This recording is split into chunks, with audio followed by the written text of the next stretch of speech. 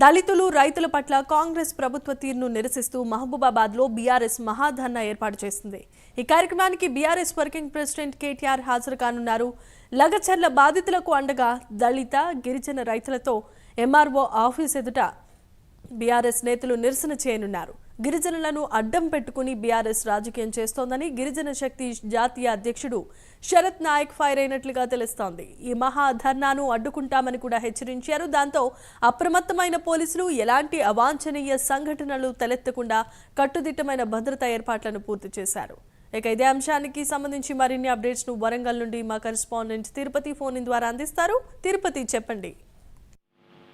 Jemimah, ఈ రోజు మహబూబాబాద్ జిల్లా కేంద్రంలో బీఆర్ఎస్ పార్టీ మహాధర్నాను తలపెట్టింది. ఈ మహాధర్నాకు BRS party working president KTR తో పాటు ఇతర బీఆర్ఎస్ సంబంధించినటువంటి ఎమ్మెల్యేలు, మాజీ మంత్రులు పాల్గొనబోతా ఉన్నారు. ఈ మహాధర్నాకు సంబంధించి లగచర్ల బాధితులకు అండగా నిలిచేందుకు దళిత గిరిజన రైతులతో కలిసి మహబూబాబాద్ జిల్లా కేంద్రంలోని తహసీల్దార్ ఆఫీసు ఎదుట మహాధర్నా చేపట్టబోతున్నారు. అయితే ఈ మహాధర్నా సంబంధించి 21వ తారీఖునే చేపట్టాలని బీఆర్ఎస్ పార్టీ నిర్ణయించింది. అప్పుడు పోలీసులు పర్మిషన్ ఇస్తారని పర్మిషన్ ఇవ్వలేదు. అప్పుడు కొంత బీఆర్ఎస్ పార్టీ నేతలంతా కూడా ఎస్పీ కార్యాలయం ముందు ఆందోళన చేసి మహాధర్నాకు అనుమతి ఇవ్వాలని చేసినటువంటి నేపథ్యంలోనే వారు పోలీసులు 144 సెక్షన్ ను అమలు చేసి మహాధర్నా సభలకు సమావేశాలకు అనుమతి లేదంటూ పోలీసులు చెప్పారు. ఆ తర్వాత బీఆర్ఎస్ పార్టీ నేతలు కోర్టు